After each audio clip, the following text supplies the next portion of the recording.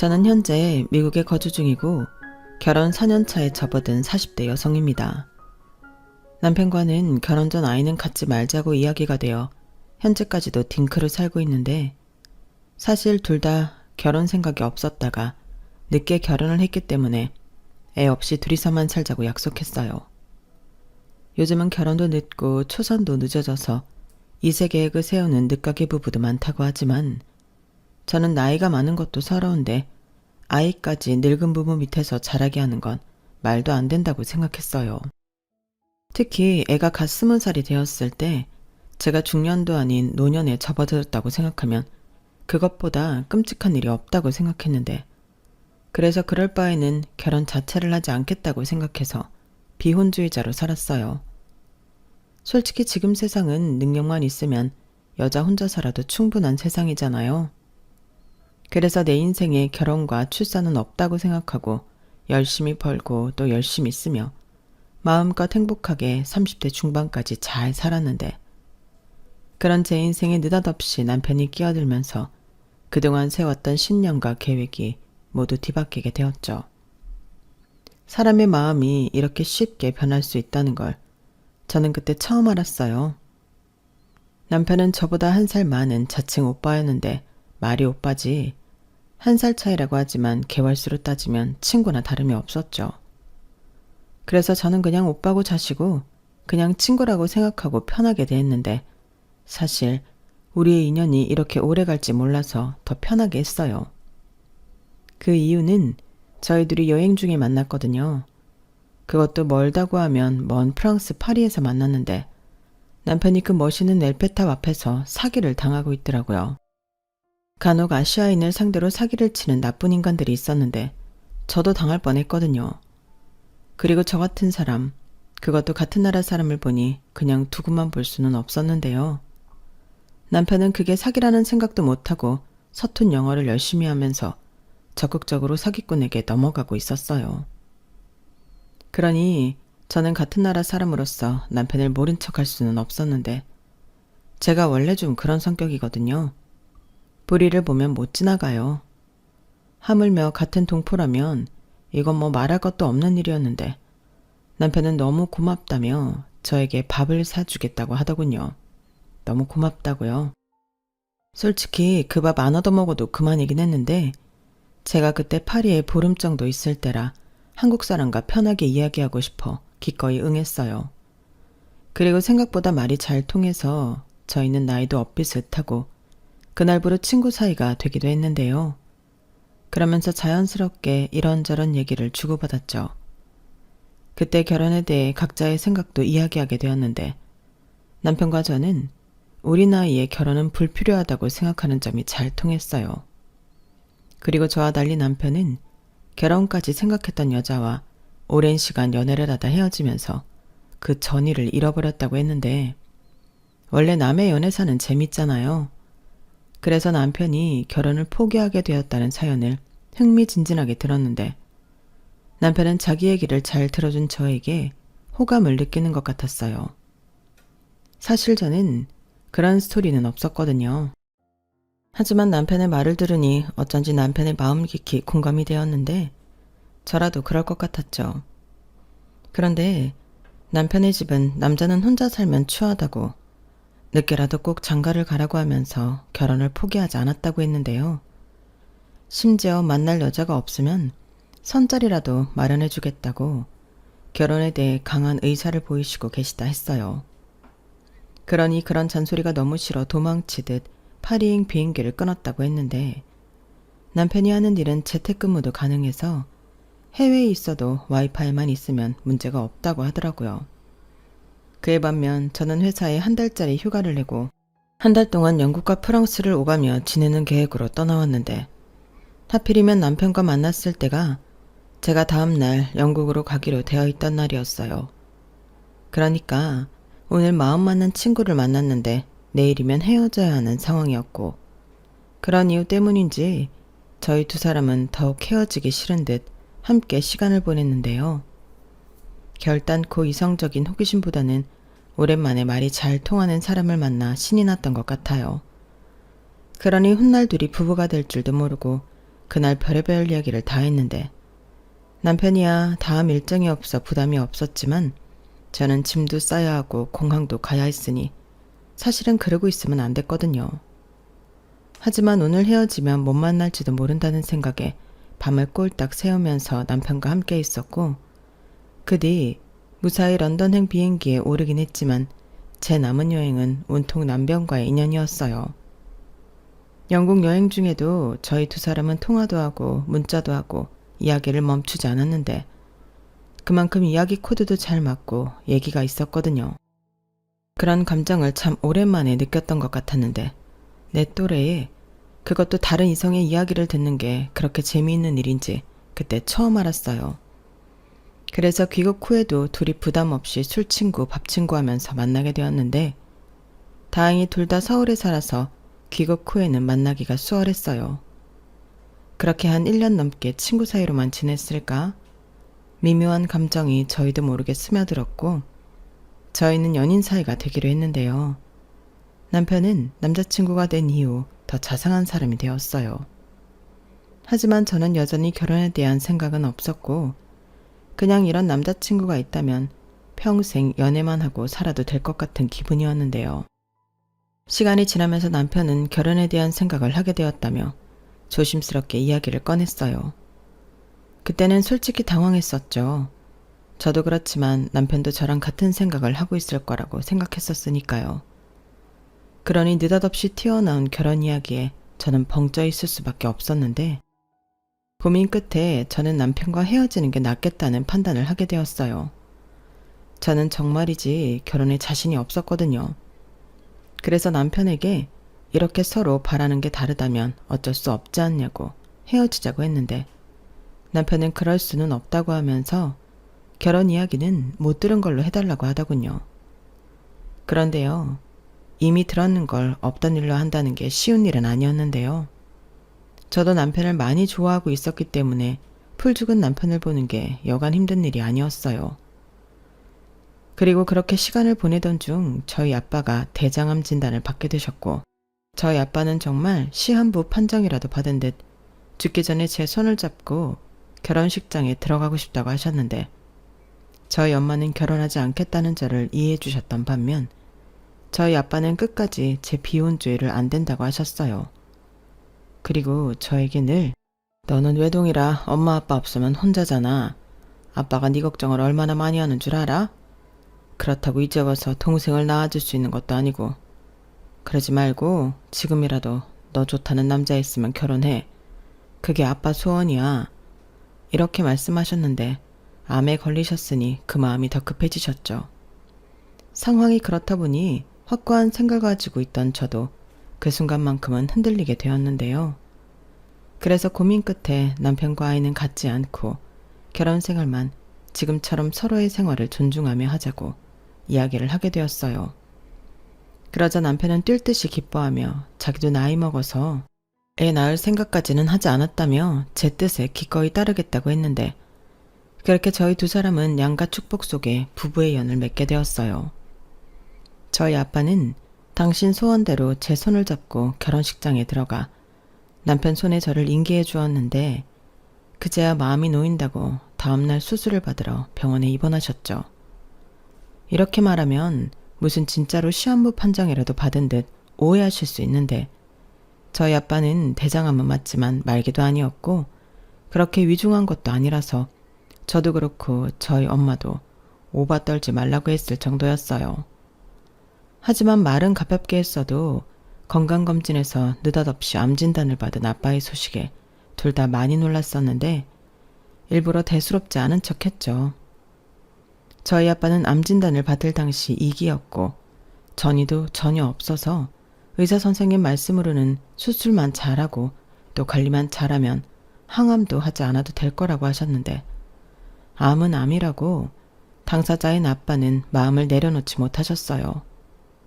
그리하여 당신의 그 암 때문에 평생 수건사업으로 생각하던 비혼주의 딸을 결혼시켰고 이렇게 된 거 딸과 사이가 잘 사는 것도 오래오래 보고 싶다시며 회복의 의지를 더욱 불태우셨는데 저 역시도 아빠가 오랫동안 건강하실 수만 있다면 좋겠다는 마음이 있었는데 엄마는 아빠한테 유난 떨지 말라고 하고 수술실로 보내놓고 초조함을 감추지 못하셨어요. 저희 부부도 그때 신혼여행은 아빠 수술 뒤로 미뤘기 때문에 함께 있었는데 만약 아빠가 안 계신다면 엄마가 혼자 되실 거고 엄마의 그 초조한 모습을 보고 있으니 저도 시집간 딸이라고 마음이 쓰이더군요.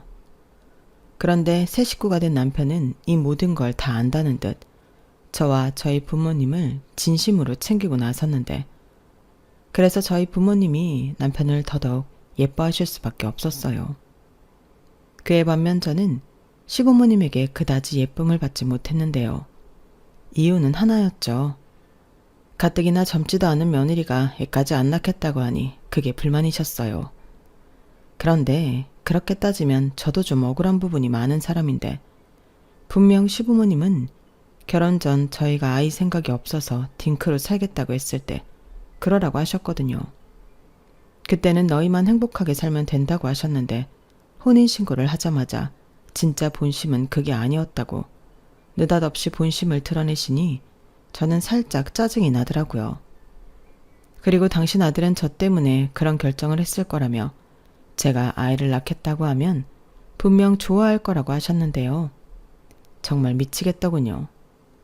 그러니까 시부모님은 애초부터 결혼만 시키면 그 이후에는 저를 달달 볶아 아이를 갖게 하실 생각이셨는데 결혼식 올리고 저희 아빠 수술이 끝나자마자 시어머니는 저만 불러 임신에 좋다는 보약 같은 걸 내밀며 그래도 애는 있어야 하지 않겠냐고 저를 설득하셨어요. 처음엔 말을 바꾸시는 시어머니를 보고 그래도 며느리고 결혼한 지 얼마 되지도 않았으니 최대한 좋게 저도 설득하려 애를 많이 썼는데 저도 초장부터 버릇없게 굴고 싶지 않았거든요. 그리고 상황을 봐서 제 말이 먹히지 않을 것 같으면 남편한테 토스할 생각이었는데 예상한 대로 시부모님은 손주를 포기할 수 없다고 고집을 피우셨어요. 그러고 보니 시부모님 고집도 여간 센 게 아니었는데 저도 하는 수 없이 남편에게 이 부분을 알아서 해결해달라고 넘길 수밖에 없었죠. 그러자 남편이 그런 일이 있었냐고 저에게 미안하다 사과하며 자기 집에 가서 해결을 보고 오겠다고 했는데 글쎄 자기가 생식 기능에 문제가 있어 아이는 낳지 못하는 거라고 거짓말을 했다 하더군요. 엄마 아빠 충격받으실까봐 그냥 좋게 딩크로 살겠다고 한 건데 이렇게 뒤로 며느리 불러다 닥달하실지 몰랐다고 이러면 자기만 곤란하다고 했는데요. 거기에 한술 더 떠서 하자 있는 자기를 받아준 고마운 며느리니 더는 아이 문제로 괴롭히지 마라 신신당부를 했다 하더라고요. 물론 남편의 말은 모두 거짓말이었는데 뭐 20, 30대 부부보다는 기능도 확률도 떨어질 수 있겠지만 별다른 문제가 있다는 말은 듣지 못했거든요. 하지만 남편이 그렇게 정리를 해준 덕에 저는 시부모님으로부터 더 이상 임신에 대한 부담스러운 요구를 받지 않아도 되었고 남편이 없던 병도 만들어 저를 지켜주니 내가 남편 하나는 잘 골랐구나 하며 고마울 따름이었어요. 그래서 결혼 후에도 제가 남편을 더 많이 좋아하게 되었는데 그때가 또 저희 아빠가 수술이 잘 되어 회복 후 퇴원해 정상 생활이 가능해졌을 때라 모든 게 다 감사했을 때였어요. 그리고 그 이후부터 저희는 본격적인 신혼여행을 다녀오고 신혼생활을 즐기기 시작했는데요. 정말 그때는 더할 나위 없이 즐겁고 행복하기만 했어요. 그때는 너무 좋으니까 이 좋은 걸 왜 안 한다고 버텼을까 그런 생각까지 하게 되었는데요. 결혼 후 변하는 남자들이 많다고 하지만 저희 남편은 아니었어요. 오히려 아내가 된 저를 먼저 생각하고 배려하며 뭐든 저를 우선순위로 생각해주는 고마운 사람이었는데 오죽하면 시어머니가 질투를 하실 정도였죠. 원래 살가운 아들이 아니었던 당신 아들인데 저한테 잘하는 모습을 보니 그렇게 배가 아프시다고 하셨어요. 나는 저거 30년 넘게 키우면서 저러는 줄 몰랐다. 어쩜 지 낳아준 엄마한테도 안 하던 짓을 너한테 한다니? 이렇게 샘을 내셨는데 저는 그런 말들을 들을 때면 기분이 나쁘지 않았어요. 그리고 저희는 둘 다 안정적인 직업과 급여를 받고 있었기 때문에 생활도 여유가 있는 편이었는데 그 때문에 저희는 양가 용돈이며 선물 같은 거에도 크게 아끼지 않았죠. 그래서 특히 시어머니가 그 점을 참 좋아하셨는데요. 그럴 수밖에요. 저희는 결혼 자체도 양가 도움을 받지 않았는데 며느리가 용돈도 두둑하게 주고 고가 선물도 잘해주니 언제 임신 때문에 며느리를 닥달했냐는 듯 점점 저에 대한 마음이 호의적이게 되었어요. 뭐 남편의 말도 어느 정도 영향이 있었던 것 같았는데 시어머니는 시댁에 제가 오기만 하면 제가 좋아하는 음식부터 제 비위를 많이 맞춰주시는 것 같았거든요. 그리고 그 밖에도 저희는 금전적으로는 큰 스트레스는 받지 않았는데요. 저희 부부는 여행 말고는 돈이 크게 들어가는 일엔 취미가 없었어요. 남편은 다른 남자들은 거진 다 한다는 술, 담배, 골프 같은 돈 쓰는 일엔 전혀 관심이 없었고 저 역시도 명품이나 쓸데없이 돈 쓰는 취미는 없었는데 그 때문에 굳이 돈을 모으려 애를 쓰지 않아도 돈은 쉽게 모을 수 있었거든요. 거기에 제가 여행을 워낙에 좋아하고 자주 다녔었기 때문에 여행 경비도 아끼는 법을 웬만한 고수보다 많이 알고 있었는데 둘 다 호화로운 여행을 선호하는 편은 아니라서 고생을 좀 하더라도 가성비가 좋은 여행을 1년에 2-3번 다니는 게 유일하게 돈 쓰는 취미였어요. 그러니 이세 계획도 없는 저희 부부가 돈 거릴 일이 없었는데 그러던 중 남편의 11살 아랫동생인 신우가 혼전 임신을 했다며 결혼 이야기가 나오게 됐고 집안은 시끌시끌하게 됐어요. 시어머니는 나이도 어린 게 애부터 가졌다고 자리 펴고 알아누우셨는데 당시 신우 나이가 28살이었어요. 그러니까 제 기준엔 아주 어린 아가씨는 아니라서 결혼하려면 얼마든지 할 수 있는 결혼 정년기라고 생각했는데요. 시어머니는 신우가 30대 초중반쯤에 시집을 갈 줄 아셨다고 하시더라고요. 그런데 속도 위반까지 했으니 결혼이 많이 급해 보였고 정작 사고친 신우와 그 예비 남편 창피한 줄 모르고 좋아했어요. 요즘은 뱃속에 혼수로 아기 갖고 결혼하는 부부 많아요. 불임이다 난임이다 난리도 아닌데 우린 그런 것도 없이 바로 애를 가졌으니 얼마나 다행이에요. 신우가 저렇게 말했는데 그렇게 손주 타령 노래를 부르시던 시부모님은 고개를 절레절레 헛기침만 계속하셨죠. 그리고 그렇게 딸의 결혼이 못마땅한 다른 이유를 저는 상견례 때 알게 되었는데 그 상대 남자가 이런 말 미안하지만 참 별 볼 일 없는 사람이었어요. 대학은 다니다 적성에 안 맞고 돈도 없어서 때려쳤다고 하고 딱히 적성에 맞는 일을 찾지 못해 호프집에서 아르바이트를 한다고 했는데 둘이 그 호프집에서 같이 일하다 눈이 맞은 거였어요. 그러니까 신우도 딱히 내세울 게 없었고 그 남자도 가장의 애아빠가 되기엔 준비가 부족해 보였는데 그러니 시부모님은 걱정이 태산 같으셨던 거였죠. 일단 당장에 결혼을 시킬 돈도 양가가 없다는 가장 큰 문제였는데 저희야 저희 힘으로 결혼을 했다지만 신우는 아니었어요. 당연히 모아놓은 돈도 없었고 예비 사이도 피장파장이었는데 정작 사고를 친 두 남녀는 집에서 알아서 결혼을 시켜줄 거라고 별다른 생각이 없어 보였어요. 저희 시어머니 말로는 아니 아들을 장가 보내려면 그 집에서 신혼집이랑 결혼식 준비 정도는 해줘야 하는 거 아니니? 근데 무슨 놈의 집구석이 애들 월세 얻어줄 보증금도 못 해준대. 이게 말이나 되는 소리야? 그럼 아들 단속을 잘했어야지. 라며 그 집에 대해 불만이 많았는데요. 이런 말 좀 죄송하지만 저희 시부모님도 딱히 여유가 있으신 분이 아니었어요. 딸 시집 보내는 것도 돈이 꽤 들어가는 일인데 시부모님은 전혀 감도 못 잡고 계시더라고요. 오로지 남자가 다 해와야 한다는 식으로 말씀을 자주 하셨는데 저는 그건 아니지 않나? 속으로 생각할 뿐이었어요. 신우가 제 딸도 아니고 제가 나설 이유가 없으니까요. 그런데 그 엄한 불똥이 저희 부부에게 튀었고 시어머니가 저희 부부를 부르시더니 대뜸 너희들은 혜정이 결혼할 때 얼마나 보탤 생각이냐? 이렇게 물으셨는데 기분이 좀 언짢았어요. 저는 저 혼자 생각으로 500만 원 정도 생각하고 있어서 냉장고를 사주던 TV를 사주던 할 생각이었는데 얼마를 보탤 거냐고 콕 집어 액수로 물어보시니 입이 턱 하고 막혔거든요. 그리고 남편 역시도 그런 생각은 전혀 하고 있지 않았는지 우리도 보태야 하는 거야? 라고 했는데 시어머니는 당연한 거 아니냐고 발끈하시더군요. 그럼 너는 하나뿐인 동생이 시집을 가는데 오빠가 돼서 땡전 한 푼 안 주려고 그랬어? 그러지 말고 너희들이 우리 식구 중에 제일 여유가 있으니까 애들 신혼집만 마련해줘라. 그럼 우리도 사돈한테 큰 소리 칠 수 있고 우리 혜정이도 시집가서 기 안 죽고 살 수 있으니 좋잖아. 집이 우리 딸 건데 혼수도 할 필요 없고 어때? 이런 소리를 하시는데 황당했어요. 집이 한두 푼도 아니고 결국엔 우리 부부이므로 딸 시집도 보내시겠다는 속셈이신 건데 너무 도둑심보라서 저도 표정 관리가 되지 않았어요. 그러니 당연히 남편은 제 눈치를 보기 바빴고 일단 생각 좀 해보겠다고 서둘러 그 자리를 피하려 했는데 집에 와서도 혼자 고민을 많이 하는 듯 보였어요. 그래서 저는 괜히 섣불리 말을 했다가 실수할 수도 있을 것 같아 그날은 피곤해서 일찍 잔다고 방에 먼저 들어갔는데요.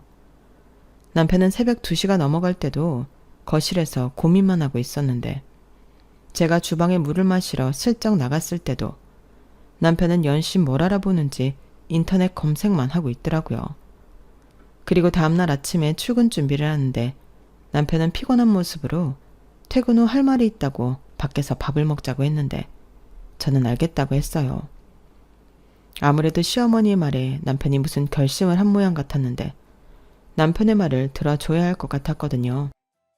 그렇게 남편과 오랜만에 퇴근 후 외식을 하는데 남편 얼굴이 한결 편안해 보였어요. 그리고 저에게 저기 있잖아. 내가 생각을 좀 해봤는데 혜정이 신혼집 어차피 해줘야 할 것 같으면 내 명의로 전세를 얻어줄까 해. 그리고 계약 기간이 2년이니까 그동안 돈 모아서 나가라고 하려고. 그럼 당장은 전세 보증금이 들긴 하지만 그대로 그 돈도 회수할 수 있으니까 손해보는 것도 없고 내가 여기저기 알아봤는데 금리 낮게 해서 대출 조금 끼고 하면 2년 뒤에는 그 보증금 전부 회수할 수 있으니까 적금 넣는다고 생각하려고. 아, 대출 이자는 내가 알아서 할 거야. 자기더러 같이 갚자고 안 할 테니까 걱정하지 마. 라고 했는데요. 남편이 생각하기엔 그게 제일 베스트인 것 같았어요. 그래서 어차피 남편이 알아서 하겠다고 하는데 싫다 좋다 말하는 것도 웃긴 것 같아 그냥 알겠다고 했어요. 남편 딴에는 저한테 책 잡히지 않고 나름 오빠 노릇하면서 시부모님을 돕고 싶어 생각해낸 아이디어 같았는데 저는 그런 남편에게 고민하느라 힘들었겠다고 자기 생각 들어보니 나쁘지 않은 것 같다 해줬어요.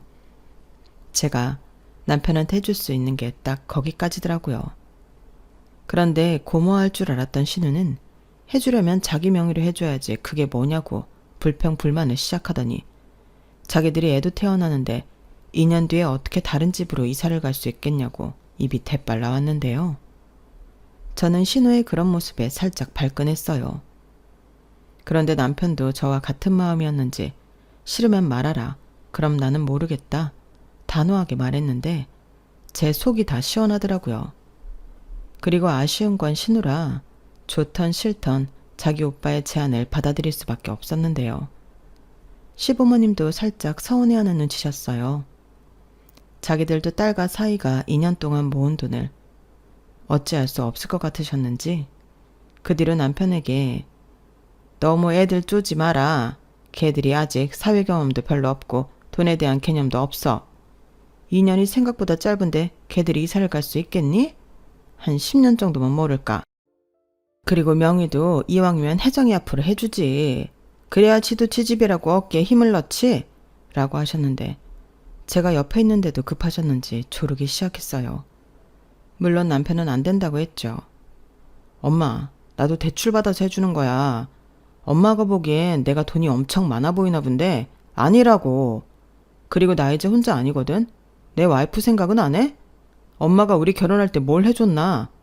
이 정도 해주는 것도 큰 결심이고 우리 와이프 아무 소리 안 했어. 이게 뭐 쉬운 일인 줄 알아? 그야 알지. 고마워. 근데 이왕 하는 거면 기분 좋게. 이 이상 더 요구하면 기분은 더 안 좋을 것 같아. 엄마, 나 기분 안 좋으면 하고 엎어버릴 수도 있어. 내가 못할 것 같아? 그냥 애들 지들이 알아서 시골리고 살라고 해. 나는 상관없으니까. 이런 식의 대화가 오고 갔는데 결국 남편의 뜻대로 하기로 하고 신우는 결혼식을 올렸어요. 남편이 신혼집을 해주긴 했지만 조건이 붙었다 보니 시부모님은 당신 계획대로 무일푼으로 딸을 시집 보낼 수는 없었죠. 그래서 계산에도 없던 빚까지 지면서 결혼식 반반 비용과 간단한 혼수를 준비하셨다고 했는데 시부모님 입장에서는 남편 고집 때문에 빚까지 진 것이라 마음이 좋지 않으셨던 것 같아요. 그래서 이미 다 끝난 마당인데도 남편을 계속 설득하려 하셨는데요. 저는 그때 살짝 시부모님에게 실망감과 정이 떨어졌어요. 원래 마음 가는데 돈도 간다고 그런 마음이 드니 예전처럼 용돈이나 선물은 잘 하지 않게 되더라고요. 당연히 시부모님은 그 점을 대놓고 서운해 하셨는데 저 역시도 시부모님에게 섭섭한 마음이 있어 알아도 모른 척 했네요. 그렇게 저와 시부모님의 사이가 점점 멀어지는 가운데 신우는 결혼한 지 5개월 만에 사내아이를 출산했고 시부모님은 신우가 낳은 아이를 친손녀처럼 예뻐하셨어요. 아주 물고 빨고 기쁨을 감추지 못하시더라고요. 그리고 손주가 얼마나 예뻤는지 시댁과 시누이네 집이 차로 30-40분 걸리는 거리인데도 시어머니는 매일같이 신우 집에 출근 도장을 찍는 듯 했는데 아무래도 신우가 아이를 제대로 케어하지 못할 것 같아 불안해서 매일 가게 되었다고 하셨어요. 그리고 신우는 매일같이 자기 엄마가 와서 애도 봐주고 청소도 해주고 밥도 해주니 살도 찌고 신수가 훤했는데 몸이 편하긴 했는지 첫 조카가 돌이 되기도 전에 둘째를 가졌다고 하더군요. 결국 그걸로 신우와 매제가 당장 이사는 어려울 것 같다고 저희 부부를 찾아와 부탁을 했는데 차마 시조카가 둘이나 생기는 마당에 매몰차게 안 된다고 하기엔 마음이 약해졌어요. 그래서 제가 남편에게 어차피 묶여있는 보증금 2년만 더 기다려주자고 이야기를 했는데 남편은 그런 예외를 허용하면 다음에도 그럴 거라며 안 된다고 했어요. 그러자 신우는 금방이라도 울 것 같은 얼굴로 남편에게 매달렸는데 임산부가 그러고 있으니 저도 참 못 봐주겠더라고요. 그래서 그날은 돌려보내고 남편이 고민할 시간을 주기로 했는데요. 저는 넌지시 2년 정도 더 기다려주고 대신 이번에는 확실한 약속을 받기 위해 서약이라도 받아두는 게 어떻겠냐고 얘기했어요. 그러자 남편은 저까지 신우 편을 드니 고민을 해보겠다고 했는데요. 결국 신우 사는 오피스텔을 주인에게 2년 더 연장하겠다고 했어요. 그런데 오피스텔 주인이 그러려면 보증금 1,000만 원을 더 올려달라고 했는데요. 그 돈은 제가 해주겠다고 했죠. 저도 계약 연장에 한 몫을 했으니 남편더러 모두 부담하라고 할 수는 없었거든요. 그리고 마침 만기가 되는 적금도 있어서 그걸 쓸 생각이었어요. 그 적금은 제가 남편이랑 다시 프랑스에 가고 싶어 넣어두던 적금이었거든요. 그러자 남편은 그럴 필요 없다고 자기가 어떡하든 마련해보겠다고 했는데 그러려면 대출을 더 받아야 할 테고 나가는 이자가 아까우니 제 돈을 묶어두자고 했네요. 보증금이 어디 날아가는 돈도 아니고 그게 더 낫다고 생각했거든요. 그러자 시부모님이 저에게 언제 서운했냐는 듯 고맙다며 다시 잘해주시려 하셨는데 그 고마운 마음도 오래가진 않았죠. 신우가 제가 좀 도와줬다고 저를 만만하게 보기 시작했거든요. 걸핏하면 자기 이것 좀 대신 주문해주면 안 되냐며 인터넷 쇼핑몰 장바구니를 보냈는데 거기에 담긴 상품들은 지극히 생필품과 먹거리였어요. 그땐 좀 황당했는데 이런 것도 살 돈이 없다는 건가? 어이가 없더라고요. 그래서 처음 한 번은 해주고 다시는 이런 부탁하지 않았으면 좋겠다고 좋게 말했는데 그 뒤로는 더 큰 걸 요구했어요. 언니, 혹시 이번 달에 돈 좀 해주실 수 있어요? 저희 생활비가 부족했어요. 애기 분유도 사야 하고 기저귀도 사야 하는데 돈이 없어요. 이번 달에 카드값이 많이 나와서 그거 냈더니 진짜 손가락 빨게 생겼다니까요? 네? 그렇다고 저한테 생활비 얘기라면 급해서 그렇죠. 제가 오죽하면 언니한테 돈 얘기를 하겠어요. 제가 나가서 벌 수만 있으면 좋은데 홀몸이 아니라서 그럴 수도 없고 저도 미치겠어요. 저는 신우의 신세한탄에 솔직히 공감할 수 없었어요. 애는 뭐 누가 만들라고 등 떠밀었나요? 자기들이 좋아서 만들어 놓고 왜 엄한 저한테 징징거리는 건지. 저는 그건 좀 곤란하다고 바로 철벽을 쳤죠. 사실 한 번 정도는 좋은 마음으로 도와줄 수도 있는데 그 한 번이 2번 되고 3번이 될 것이라는 걸 저도 모르지 않았거든요. 그리고 남편에게 이 얘기를 하니 저에게 잘했다고 했는데 또 자기 동생이 그런 얘기를 하면 자기한테 얘기하라고 했어요. 그러면서 자기 동생 때문에 미안하다고 했는데요. 남편이 저렇게 말해주니 불쾌했던 마음도 누그러졌죠. 그리고 그 이후 신우는 저에게 악감정이 생긴 듯 틱틱거리기 시작했는데 저희 부부 돈을 자기 돈으로 아는 것 같아 불쾌했어요.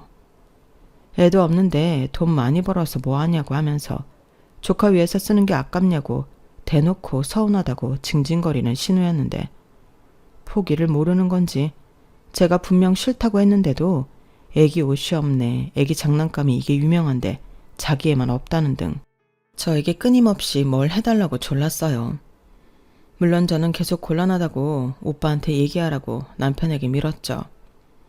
그러자 신우는 저더러 비겁하다고 자기가 오빠한테 얘기 안 해봤겠냐고 울기 시작했는데 남편은 진작부터 돈 얘기는 하지도 말라고 무섭게 말을 했다고 하더라고요.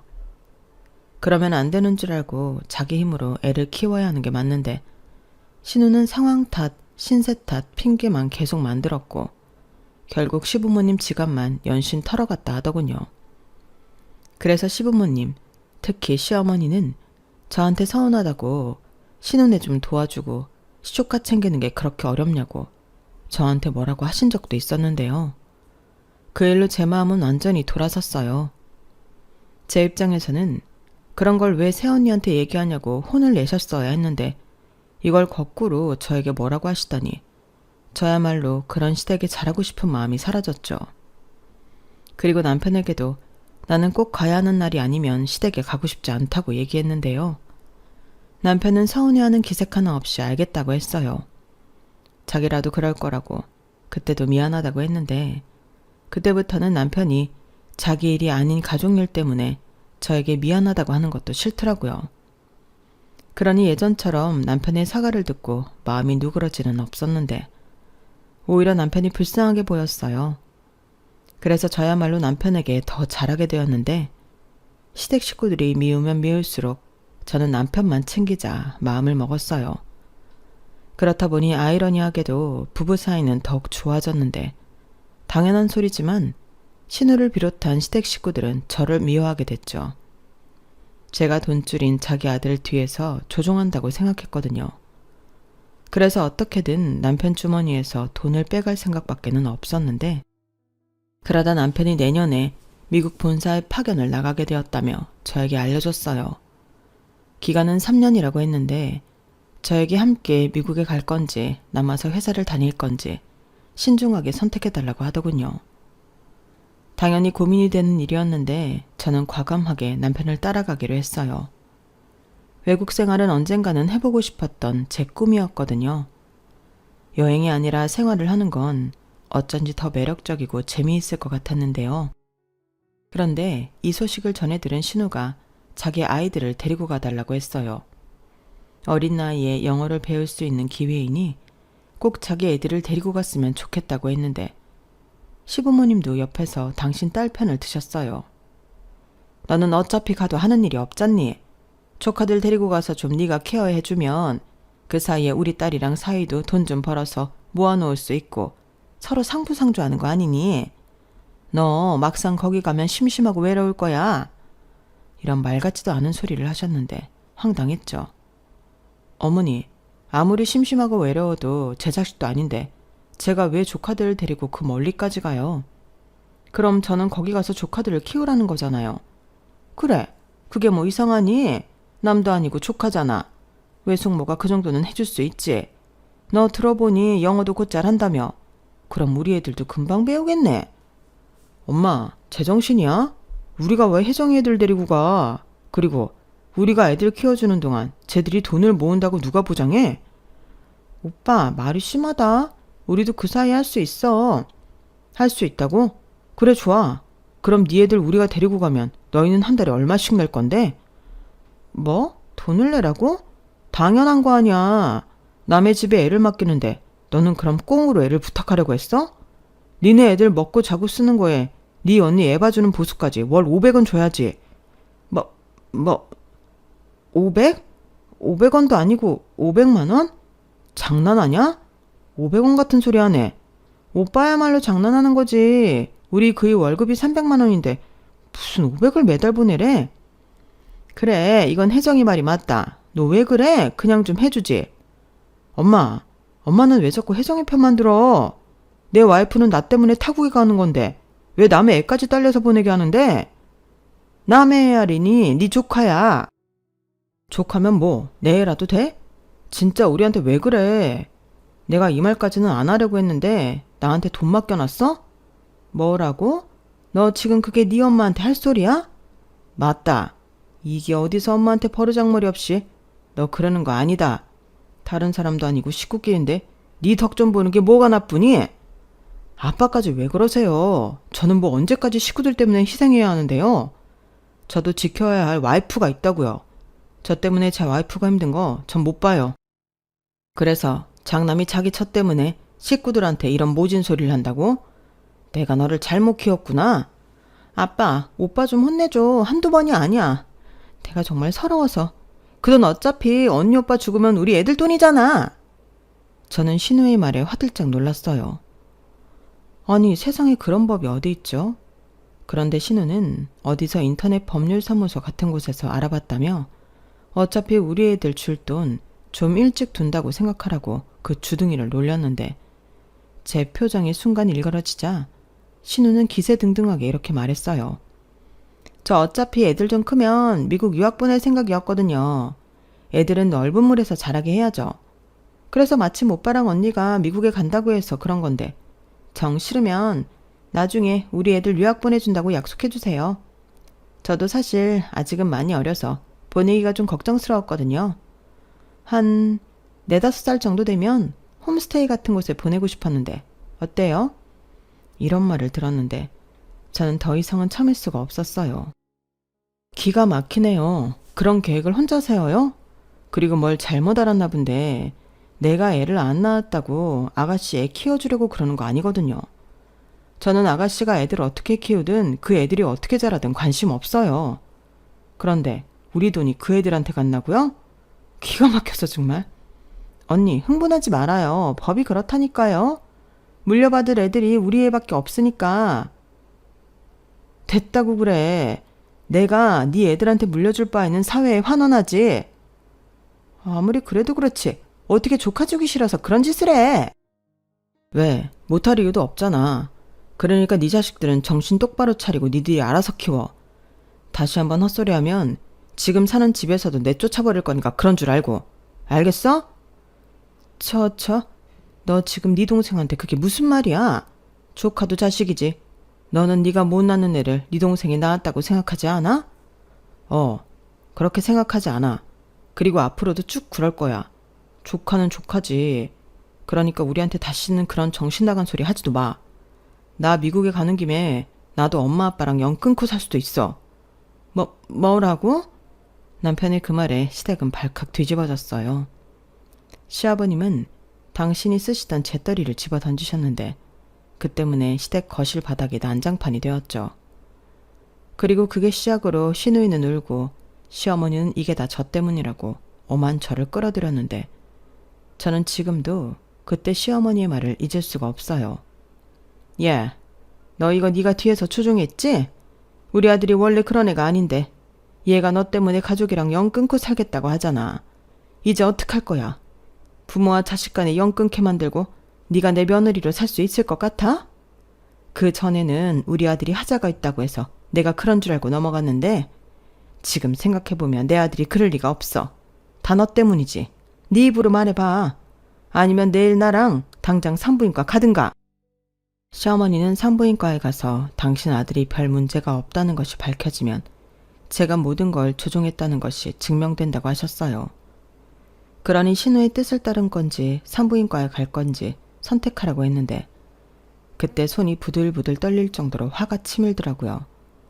그리고 이런 꼴을 안 보려고 결혼을 기피했던 건데 저는 처음으로 후회라는 걸 하게 되었고 신우 애를 대신 키울 바에는 그냥 이혼하겠다는 생각까지도 하던 저였어요. 그런데 이 눈치도 없는 신우가 아주 끝장을 보려고 불난집에 기름을 제대로 부었는데 뭐라고 한 줄 아세요? 오빠, 정신 차려. 오빠 너 지금 새언니한테 놀아나는 거야. 내가 알아봤는데 오빠가 죽으면 새언니가 오빠 재산 다 갖고 딴 남자랑 재혼할 수도 있어. 그럼 우리 엄마 아빠랑 나는? 우리 애는? 오빠는 불쌍하지도 않아? 그러니까 있을 때 우리 애들 좀 챙겨주라고. 그게 뭐 어려워? 새언니도 벌써 그 생각까지 있으니까 우리를 싫어하는 거야. 그니까 오빠 네가 정신 차리고 우리를 챙겨야 한다니까? 저는 신우의 말에 실성하듯 웃음이 튀어나왔어요. 아직 살 날이 창창하기에 그런 생각은 해본 적이 없었는데 신우는 벌써 제가 사별하고 재혼하는 것까지 생각했다니 너무 웃기더라고요.